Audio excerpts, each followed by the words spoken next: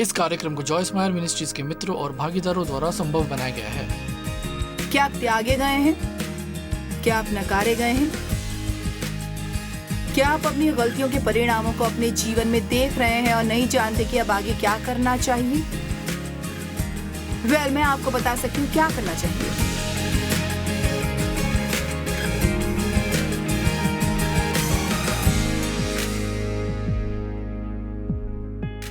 आनंद लो प्रतिदिन जीवन का इस कार्यक्रम में आज जुड़ने के लिए आपका धन्यवाद। मुझे परमेश्वर का वचन प्रचार करना बहुत अच्छा लगता है, क्योंकि मैं जानती हूँ कि वचन ने जैसे कार्य मेरे जीवन में किए वैसे ही कार्य वो आपके जीवन में भी करेगा। और आज मैं आपके साथ एक बहुत ही महत्वपूर्ण विषय पर बात करना चाहती हूँ, जो उन सुसमाचार के विषयों में से एक है जिसे कई लोग शायद नहीं समझ पाते। क्या आप जानते हैं कि परमेश्वर आपसे वहीं मिलेंगे जहां आप हैं? मुझे लगता है कि कई बार हम ये सोचते हैं कि परमेश्वर के पास जाने से पहले हमें खुद को बिल्कुल सही करना होगा, परंतु आपकी पुकार में सच्चाई है। तो आप जहां अभी हैं वहीं से परमेश्वर को पुकारेंगे तो वो आकर आपसे वहीं मिलेंगे जहां पर आप हैं। मेरे पास पवित्र शास्त्र के कई उदाहरण हैं जो मैं आपको बताना चाहूंगी, लेकिन मैं आपको ये बात समझाना चाहती हूँ कि भले ही आप किसी भी गड़बड़ी में क्यों ना हो और कितने भी समय से क्यों ना हो और आपकी ज़रूरत चाहे कुछ भी क्यों ना हो, अगर आप सच में चाहते हैं कि परमेश्वर आपकी सहायता करें और आप इसके लिए अपना जीवन बदलने के लिए और अपने पापों से पश्चाताप करने के लिए तैयार हैं, और पश्चाताप यानी पापों से मुंह फेर लेना, इसका मतलब आप इसकी तरफ फिर कभी नहीं जाएंगे। परमेश्वर की सहायता से आप जीवन जीने के इस गलत तरीके से मुंह फेर लेंगे और परमेश्वर की इच्छा के अनुसार अपना जीवन जीना सीख लेंगे, तो परमेश्वर आपसे वहीं मिलेंगे जहां आप अभी हैं। और शुभ समाचार यह है कि परमेश्वर आपसे इतना प्रेम करते हैं कि वे आपको जहां मिले थे वहीं रहने नहीं देंगे, बल्कि आपको जहां होना चाहिए वहां पहुंचने में आपकी सहायता भी करेंगे। और मैं इसे दोहराना चाहूंगी क्योंकि मुझे लगता है कि ये महत्वपूर्ण है।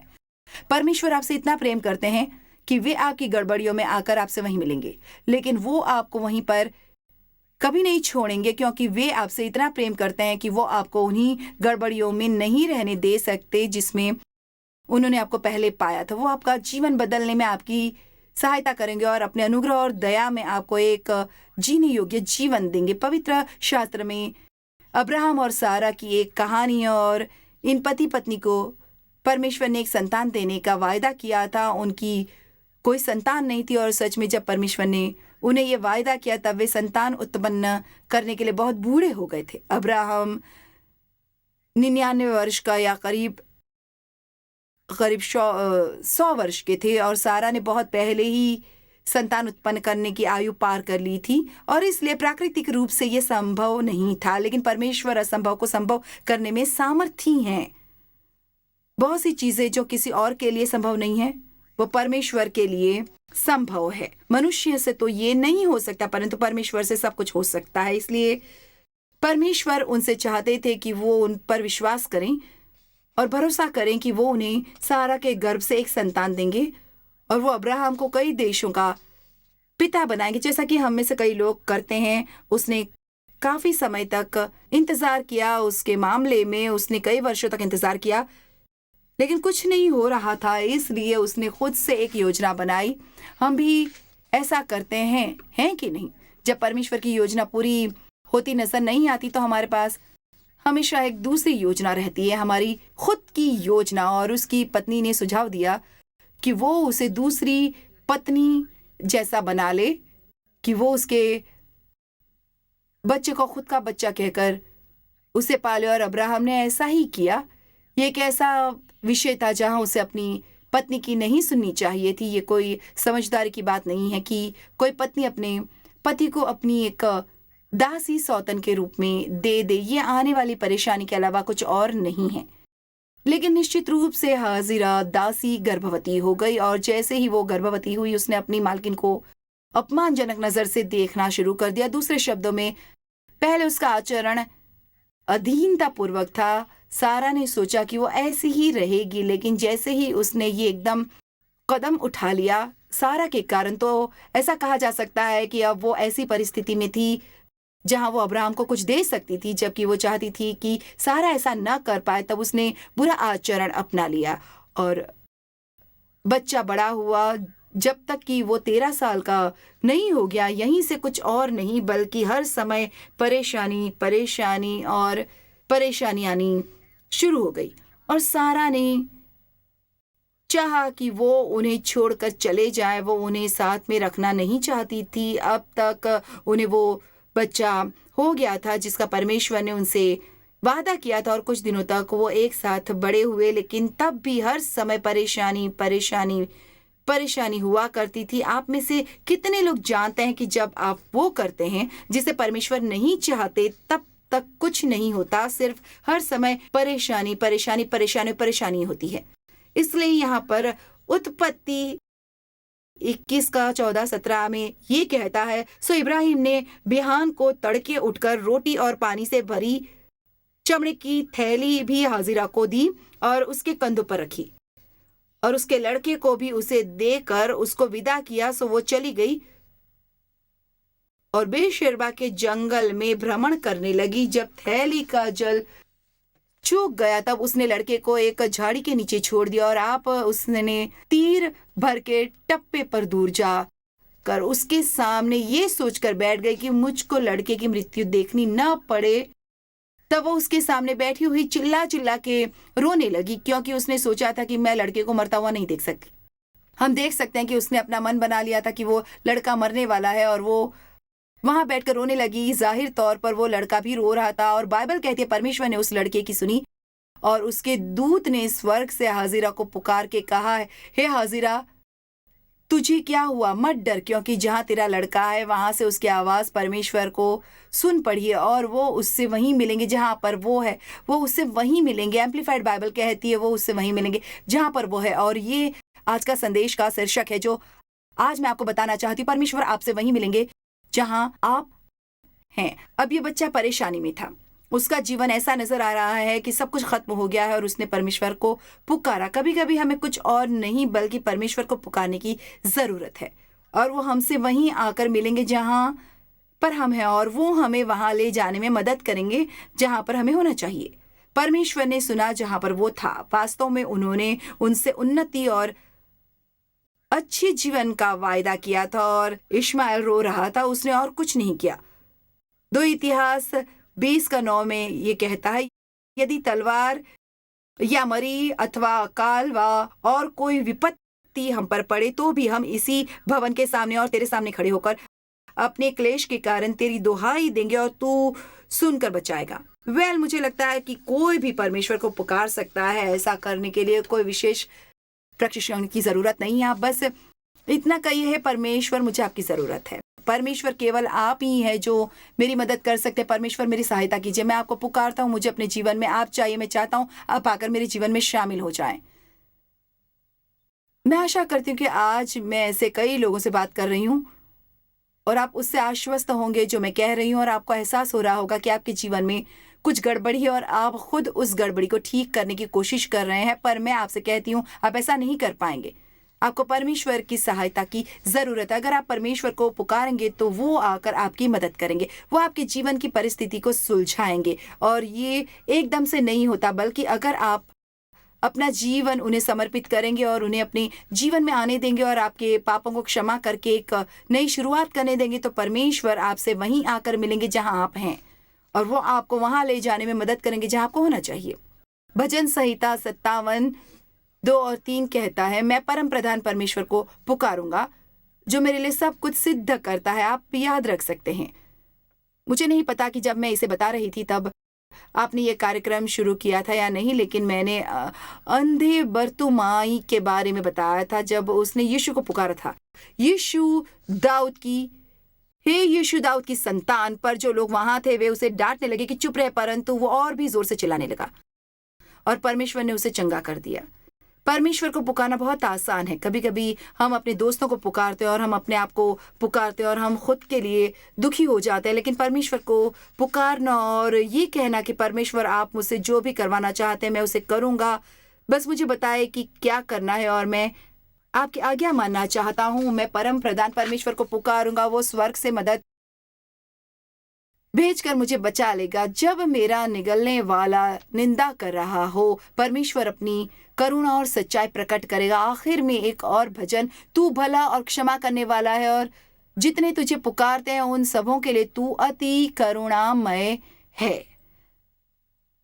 परमेश्वर इश्माएल से तब मिले जब उसे त्यागा गया था। वो उससे परित्याग में मिले और उससे उसकी उन्नति का वायदा किया। और मैं अच्छे से कह सकती हूँ कि मेरे साथ भी यही हुआ है। बचपन में मेरा शोषण किया गया, मेरे पिता द्वारा लैंगिक शोषण, मेरी माँ द्वारा परित्याग किया गया था और मैंने पूरी मुसीबत में कई साल गुजारे और मैंने डर, हिंसा और क्रोधित व्यवहार के वातावरण में जीवन बिताया था। पर मैंने परमेश्वर को पुकारा और वो मुझे वहीं मिले जहां मैं थी और मेरे जीवन को बदलने में मदद की। ये अचानक नहीं हुआ, लेकिन अब मैं पूरी तरह से अलग व्यक्ति बन गई हूँ। ये बातें मैंने बचपन में देखी थी जब मैं छोटी लड़की थी। ऐसा लगता है जैसे कोई हो जिसे मैं जानती थी, पर मैं नहीं हूँ। मैं मसीह में बिल्कुल नई सृष्टि हूँ, क्योंकि 2 कुरिन्थियों 5:17 में बाइबल कहती है, यदि कोई मसीह में है, जो कोई मसीह को ग्रहण करता है वो उनमें माना जाता है। यदि कोई मसीह में है तो वो नई सृष्टि है, पुरानी बातें बीत गई हैं, देखो वो ये सब नई हो गई। आप एक नई आत्मिक मिट्टी बन गए हैं और यदि आप परमेश्वर के हाथों में नर्म और नचीले बन जाएंगे, वो आपके लिए एक बिल्कुल नया जीवन बनाकर दे देंगे। इसमें आपको ज्यादा देरी नहीं हुई है। खैर, आप कहाँ हैं? क्या परेशानियों में, संकट में या पाप में खो गए हैं? क्या आप अकेले हैं? क्या आप बीमार हैं और शायद मृत्यु को लेकर चिंतित हैं? क्या आप बिगड़े हुए हैं? क्या आप त्यागे गए हैं? क्या आप अपनी सभी गलतियों के परिणाम में जी रहे हैं और आपको समझ नहीं आ रहा कि क्या करना चाहिए? मैं आपको बताती हूं कि क्या करना चाहिए। परमेश्वर को पुकारिए और वो आपको वहीं मिलेंगे जहां पर आप हैं, और एक एक और थोड़ा थोड़ा करके वो आपको दिखाएंगे कि सही विकल्पों को चुनकर सही जीवन कैसे जीना है। लेकिन परमेश्वर को समर्पित करके आपको नए सिरे से शुरुआत करनी होगी। अगर आप अपना जीवन उन्हें सौंपने के लिए तैयार नहीं है तो आप ऐसी उम्मीद मत कीजिए कि आप उन्हें पुकारेंगे और वो आकर आपकी मदद करेंगे। आज ये संदेश आपको बताने से पहले मैंने ये महसूस किया कि आज बहुत से लोग अपना जीवन यीशु मसीह को देंगे, पर क्या आपको इसे उन्हें देना चाहिए होगा? वो सब कुछ चाहते, परंतु हर कोई उन्हें ग्रहण नहीं करता, क्योंकि हर कोई अपने आप को नम्र करके ये नहीं कहेगा कि हाँ परमेश्वर आप सही हैं और मैं गलत हूँ, मैंने पूरा गलत तरीके से जीवन जिया और मैं बदलना चाहता हूँ। मैं एक पापी हूँ और मैं अपने पापों के लिए क्षमा चाहता हूँ। मैं क्षमा मांगता हूँ कि मैंने अपना जीवन अपनी मर्जी से जिया और मैं आपको अपने जीवन में चाहता हूँ कि आप मुझे क्षमा करेंगे और मेरे जीवन में आएंगे और मेरे प्रभु और उद्धारकर्ता बनेंगे। और जिस पल आप इसे गंभीरता से करेंगे, परमेश्वर आप में आएंगे और वो आपको अपना मंदिर बनाएंगे, आपके पास घुल जाएंगे और जितना पूरब से पश्चिम दूर है उतनी दूर हो जाएंगे और वो उन्हें याद तक नहीं करेंगे। अब इसका मतलब ये नहीं कि आपके जीवन में सब कुछ तुरंत ठीक हो जाएगा, बल्कि इसका मतलब ये है कि आपकी बिल्कुल नई शुरुआत है। पुरानी बातें बीत गई हैं और परमेश्वर ने आपको क्षमा कर दिया है। फिर आप अपने जीवन में परिस्थितियों को बदलने के लिए परमेश्वर के साथ काम करना शुरू कर सकते हैं, जो कि सुखद और आनंदमयी होगा। मेरे पास थोड़ा बड़ा वचन है जो मैं आपको बताना चाहती हूँ। सामान्य रूप से इतने सारे वचनों को आपके साथ बांटने की कोशिश नहीं करती, क्योंकि लोग अपना ध्यान खो देते हैं। लेकिन भजन संहिता 149 का 1:18 बहुत ही महत्वपूर्ण है और मुझे लगता है कि ये आपको सच में प्रोत्साहित करेंगे अगर आप सब ध्यान दें। हे यहोवा, तूने मुझे जांच कर जान लिया है। जब परमेश्वर कहते हैं कि वो आपको जानते हैं, तो मैं आपको बताना चाहूंगी कि वो आपको जानते हैं। बहुत से लोग जो यहाँ भी काम करते हैं कहते हैं, जॉयस मैं आपको जानता हूँ, लेकिन वो मुझे उतना नहीं जानते जितना कि देव जानते हैं, बल्कि देव भी मुझे उतना नहीं जानते जितना कि परमेश्वर जानते हैं। जब परमेश्वर कहते हैं कि वो आपको जानते हैं, तो मैं आपको बताना चाहूंगी कि आपके बारे में ऐसा कुछ भी नहीं जो परमेश्वर नहीं जानते, बल्कि वो आपके बारे में उन बातों को भी जानते हैं जिन्हें आपने कबूला ही नहीं है। तू मेरा उठना बैठना जानता है और मेरे विचारों को दूर ही से समझ लेता है। इस बारे में सोचिए, परमेश्वर आपके बारे में हर चीज जानते हैं। वो आपके हर कर्मों को देखते हैं। मेरे चलने और लेटने की तू भली भांति छानबीन करता है और मेरी पूरी चाल चलन का भेद जानता है। दूसरे शब्दों में आपके बारे में ऐसी कोई बात नहीं जिसे परमेश्वर को आश्चर्य हो और उन्हें धक्का लगे। हे यहोवा, मेरे मुंह में ऐसी कोई बात नहीं जिसे तू पूरी रीति से न जानता हो। हमारे कहने से पहले ही परमेश्वर जान जाते हैं कि हम क्या कहने वाले हैं। वो हमारे सोचने से पहले ही जान जाते हैं कि हम क्या सोचने वाले हैं। जितना परमेश्वर आपको जानता है उतना कोई नहीं जानता। तूने मुझे आगे पीछे घेर रखा है और अपना हाथ मुझ पर रखे रहता है। क्या आपने कभी महसूस किया है कि परमेश्वर ने आपको एक ऐसे स्थान पर रखा है जहां आप ना आगे जा सकते हैं और ना पीछे। आप वहां सिर्फ इंतजार कर सकते हैं कि परमेश्वर कुछ करे, और अगर आप उन्हें पुकारते रहेंगे तो वो जरूर करेंगे। ये ज्ञान मेरे लिए बहुत कठिन है, ये गंभीर और मेरी समझ से बाहर है। मैं आपको बताना चाहूंगी कि परमेश्वर हमारे जीवन में जो काम करते हैं वो इतना अद्भुत होता है कि हम उसे समझ भी नहीं पाते। मैं तेरे आत्मा से भाग कर किधर जाऊं, वा तेरे सामने से किधर भागूं। यदि मैं आकाश पर चढ़ूं तो तू वहां है। यदि मैं अपना बिछौना अधोलोक में बिछाऊं तो तू वहां भी है। यदि मैं भोर की किरणों पर चढ़कर समुद्र के पार जा बसूं तो वहां भी तू अपने हाथ से मेरी अगुवाई करेगा और अपने दाहिने हाथ से मुझे पकड़े रहेगा। क्या मैं आपसे कह सकती हूँ कि ऐसी कोई जगह नहीं है जहां आप परमेश्वर से दूर जा सकते हैं। वो हर समय हर जगह पर है। उसका हाथ आप पर है और आपके लिए परमेश्वर की एक योजना है। बस मैं इतना कहूंगी कि सबसे अच्छा और सबसे सौम्य तरीके से जानती हूँ, अगर आप खुद की मर्जी से चलने पर जोर देंगे तो आपका जीवन काफी संकट में होगा। यदि आप अपना जीवन यीशु मसीह को समर्पित करेंगे तो आप ऐसे जीवन को जान पाएंगे जिसकी आप कल्पना भी नहीं कर सकते। यदि मैं कहूं कि अंधकार में तो मैं छिप जाऊंगा और मेरे चारों ओर का उजियारा रात का अंधेरा हो जाएगा, तो भी अंधकार तुझसे न छिपाएगा, तो भी अंधियारा परमेश्वर के लिए अंधकार न रहेगा। ऐसी कोई जगह नहीं है जहां परमेश्वर से छिप सकते हैं। आप ऊंचाई पर या गहराई में नहीं जा सकते। परमेश्वर उन सभी जगहों को जानते हैं जहां हम हैं और उन सभी कामों को जो हम करते हैं। अब इसे सुनिए, मेरे मन का स्वामी तो तू है। तूने मुझे माता के घर में रचा। परमेश्वर ने आपको एक उद्देश्य के साथ आपकी मां के गर्भ में रचा है। आप एक गलती नहीं है। परमेश्वर ने आपको खास तौर पर बनाया है। इस धरती पर आपके जैसा कोई और नहीं। आपकी उंगलियों की जैसी छाप किसी की नहीं है और आपके जैसा डीएनए किसी का नहीं है। शैतान या कोई और आपको ये यकीन न दिलाने पाए कि आप एक गलती हैं और ये कि आपके लिए कोई भी योजना या उद्देश्य नहीं है। अगर आप ऐसा सोच रहे थे तो आपकी सोच पूरी तरह से गलत है, क्योंकि परमेश्वर चाहते हैं कि आप उनके पास आपके जीवन के लिए एक योजना है और एक उद्देश्य है। मैं तेरा धन्यवाद करूंगा इसलिए कि मैं भयानक और अद्भुत रीति से रचा गया हूं। तेरे काम को आश्चर्य के हैं और मैं इसे भली भांति जानता हूं। भजन लिखने वाले दाऊद का साहस मुझे पसंद है। वो कहते हैं कि तूने मुझे रचा है और तेरे काम आश्चर्य के हैं। मेरा मतलब है वो कह रहे हैं कि परमेश्वर आपने मुझे एक आश्चर्य बनाया है। मैं अनोखा हूं। जिस तरह से आपने मुझे बनाया है वो अद्भुत है। तो आप अभी से खुद के विरुद्ध होना छोड़ दीजिए। आप खुद को नफरत करना और तिरस्कृत करना और ये सोचना बंद कीजिए कि आप सही नहीं हैं और दूसरों की तरह ठीक नहीं हैं। आप आज खुद को ऐसा स्वीकार कर सकते हैं कि आप परमेश्वर के हाथों से बनाए गए और चुने गए हैं और आप बहुत खास हैं और आपके जीवन के लिए परमेश्वर की एक खास योजना है।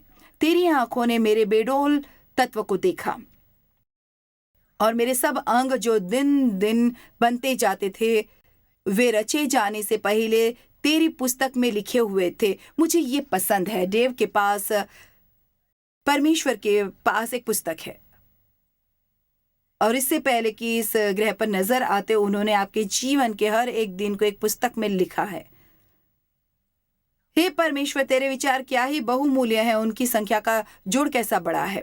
यदि मैं उनको गिनता तो वे बालू के किनकों से भी अधिक ठहरते।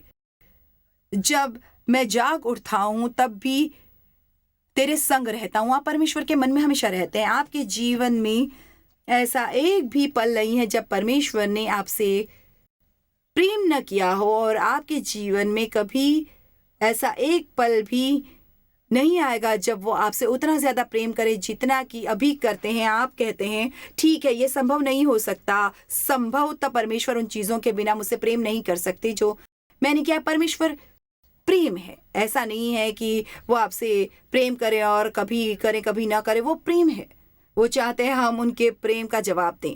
यदि तुम मुझसे प्रेम रखते हो तो मेरी आज्ञा को मानोगे। वो चाहते हैं कि हम उनके वचन को सीखें और उनके प्रति आज्ञाकारिता का जीवन बिताएं।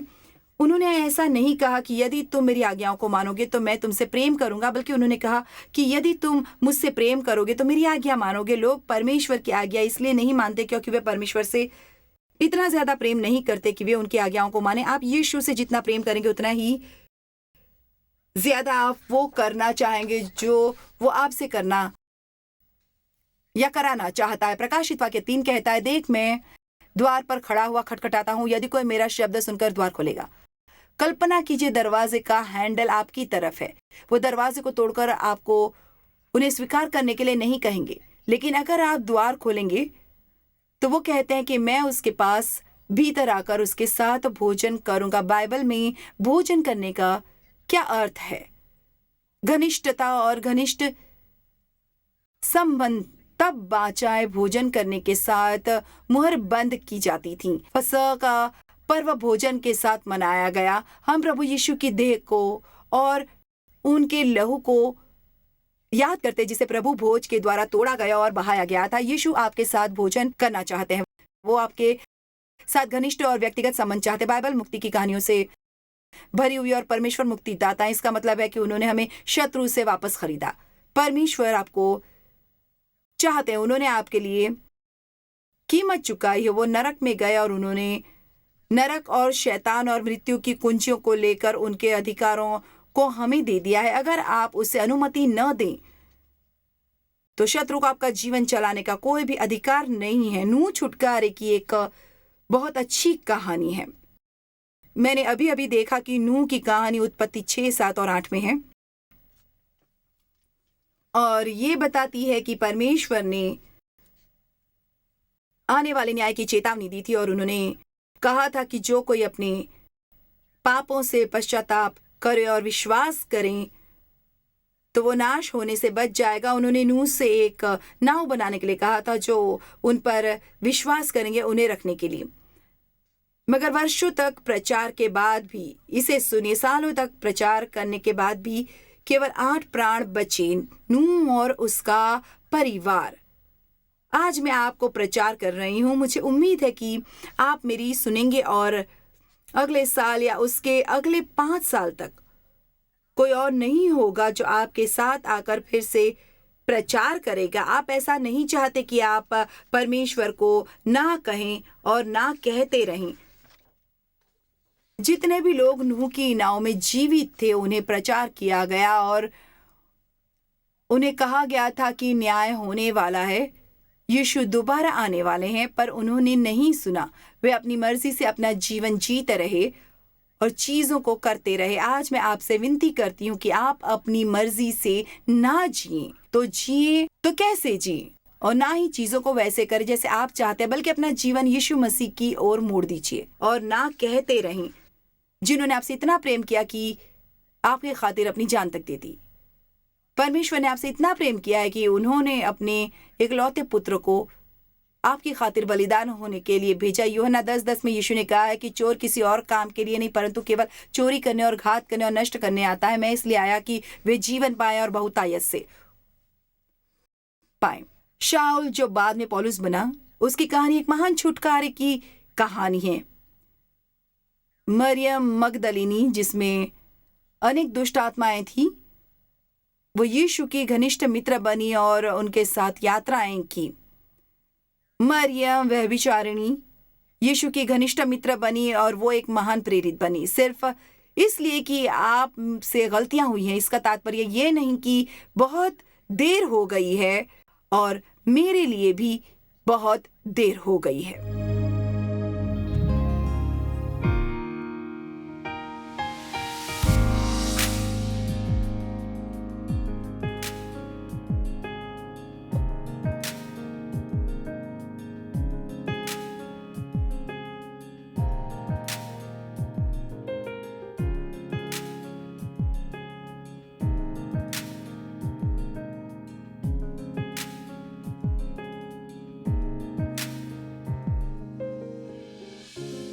इस कार्यक्रम को जॉयस मायर मिनिस्ट्रीज के मित्रों और भागीदारों द्वारा संभव बनाया गया है।